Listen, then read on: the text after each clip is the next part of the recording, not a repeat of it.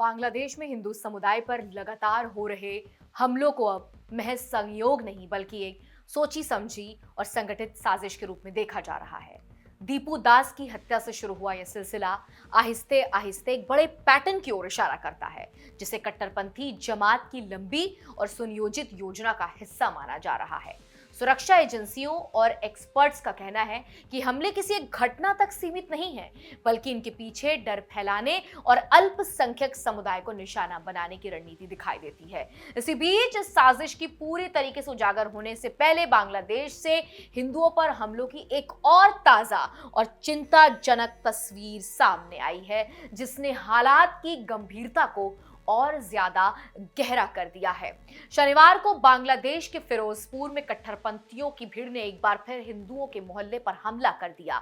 2 घरों को आग के हवाले कर दिया गया, जबकि उन घरों के अंदर 5 हिंदू मौजूद थे। समय रहते सभी लोग घर से बाहर निकल आए, जिससे उनकी जान जो है वो बच सकी।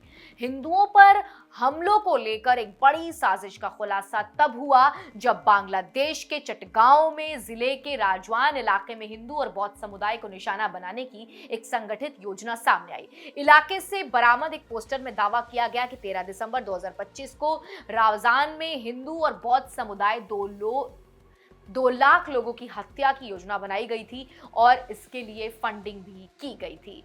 अब माना जा रहा है कि बांग्लादेश में हिंदुओं को पूरे तरीके से खत्म करने की साजिश रची जा रही है और चटगांव में सामने आई ये योजना उसी बड़े मॉड्यूल का एक छोटा सा हिस्सा है।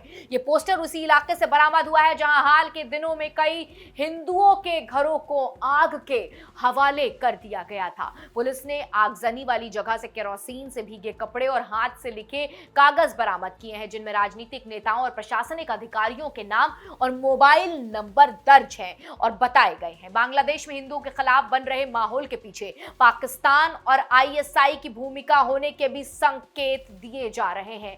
अब सवाल ये उठ रहा है कि भारत विरोधी उस्मान हादी की हत्या के बाद निकाली गई रैली में कश्मीर की आजादी के नारे क्यों लगाए गए। आशंका जताई जा रही है कि इन नारों की स्क्रिप्ट पाकिस्तान से आ रही है, क्योंकि बांग्लादेश में आईएसआई के सीक्रेट कैंप होने के आरोप भी सामने आए हैं। इसके अलावा हाल ही में पाकिस्तान के विदेश मंत्री ने बांग्लादेश में 36 घंटे बिताए और पाकिस्तान लौटने के बाद दिए गए उनके बयान पर भी ध्यान दिलाया जा रहा है। इन तमाम घटनाओं को जोड़कर देखा जाए तो कहा जा रहा है कि बांग्लादेश कट्टरपंथियों का अड्डा बनता जा रहा है, जहां एक तरफ हिंदू और भारत विरोधी तत्व हैं, दूसरी तरफ कट्टरपंथी संगठन और पाकिस्तान की भूमिका बताई जा रही है। कुल मिलाकर यह दावा किया जा रहा है कि बांग्लादेश में हालात तेजी से बिगड़ रहे हैं और हिंदुओं के लिए स्थिति लगातार कठिन होती जा रही है।